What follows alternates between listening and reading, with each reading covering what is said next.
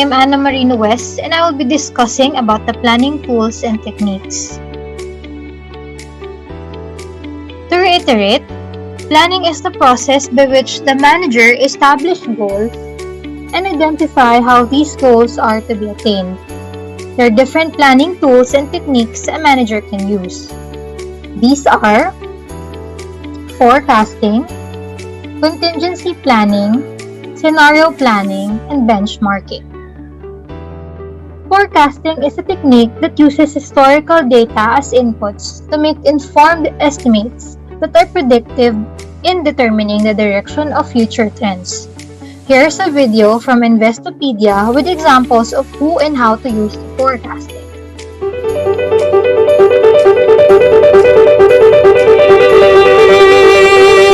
Forecasting is the use of historical data to predict the financial future.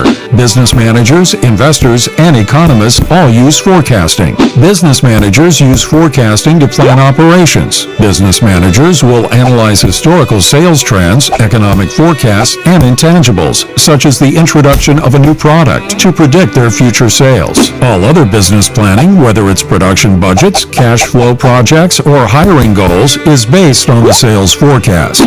Investors use forecasting to predict trends in markets, as well as individual investments. Based on these trends, an investor may decide to sell or buy stock or other securities. Many investors also use technical analysis, predicting real-world results through complicated mathematical models to gain an edge on the market.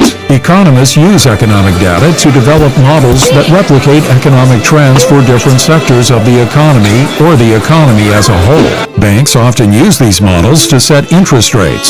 Government policymakers use these economic predictions to set policy. For instance, if the economist predicts a downturn in the economy, government policymakers might lower tax rates to stimulate growth. Forecasting is often inaccurate, as unknown variables occur that invalidate the assumptions of the original forecast. The farther out in time the forecast goes, the more likely it is that unknown variables will occur. As a result, a forecast's accuracy declines as its time horizon lengthens.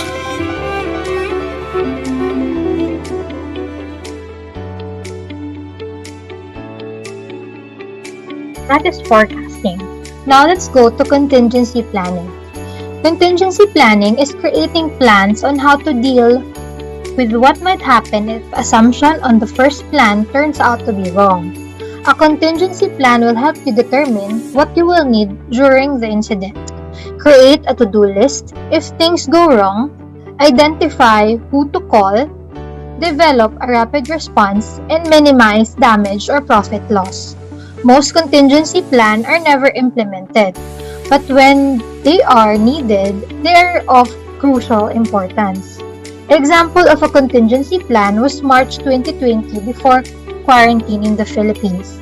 Banks had prepared the worst-case scenario of most employees not reporting for work and assigning a skeleton workforce.